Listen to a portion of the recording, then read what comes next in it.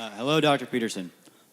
You mentioned earlier that there's been a pervasive problem of nihilism and moral relativism, and that can kind of be cured with a less naive optimism that's grounded in fact and what can actually be done to improve situations. Is there a way to communicate that message to a younger audience, say teenagers in a high school environment, which is nowadays a hotbed for this kind of nihilistic, morally relativist thinking? Great, I'm glad you asked that. So I'm going to tell you, I was thinking about saying this at the beginning, but I decided not to, but now I get to say it because I got this question, so that's so cool. I have plans, and so plan number one, I have worked with some people to design a website that will enable university students to enter their course descriptions, their professor's name, the subdiscipline, and the university, and an artificial intelligence agent will tell them if the course is postmodern neo-Marxist indoctrination.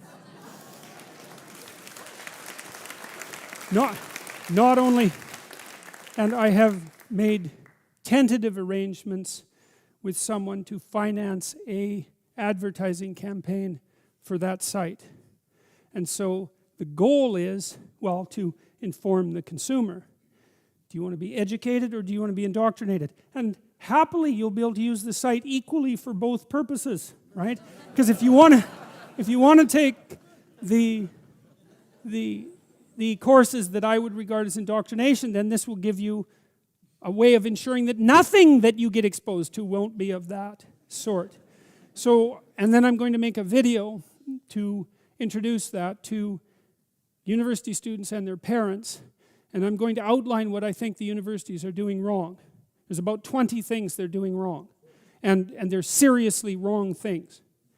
And I'm going to start by describing the utility of a university education, a humanities education, because a humanities education makes you into the kind of autonomous individual that can go away from, that can be independent and can communicate and think, and that has immense economic value, right? Not just spiritual value and cultural value, but economic value.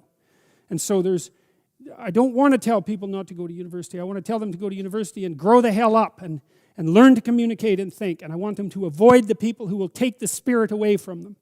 And so that's what that website is going to do, I hope.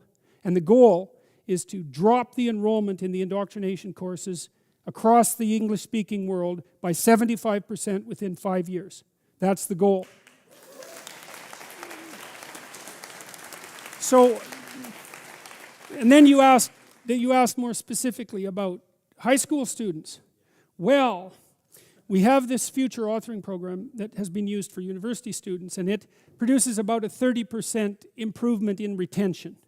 And we've tested several thousand university students. Anyone can use it, by the way. It's not for university students, but it was easy for us to test its beneficial impact. Even if people only spend under 90 minutes on it, it still has approximately that effect, especially on young men, especially if they're ethnic minorities, especially if they're not oriented towards a career and didn't do very well in school. And so that's really cool, because it's really hard to design a psychological intervention that helps the people who are doing the worst. Most psychological interventions, so imagine there are people who are doing not so well and people who are doing well, and you produce a psychological intervention. What usually happens is the people who are doing well benefit even more, right? But this seems to work for the disenfranchised. So we're thrilled about that, really. And so we produced a version for high school students. Yes. And so, but we don't have them look 3 to 5 years out into the future because they can't. And they don't know enough, you know. It's hard for fully mature adults to look that far into the future. High school kids can probably manage 3 to 6 months. And so we're going to have them concentrate on character development and what they want from their friendships and how they would like to orient themselves in school and to start thinking about the sorts of person that they would like to be. And that never happens in schools, weirdly enough. There's a guy named John Gatto who won the Teacher of the Year award in New York City and then in New York State, and then stopped being a teacher, by the way. He wrote a series of books about the education system that explain why students in pre-university education aren't taught to be autonomous individuals. It's very interesting what he's discovered historically. But anyways, we're going to market that probably to parents and to university students themselves rather than to the schools. Because our experience has been that producing this sort of material directly for individuals works much better. It's much more efficient.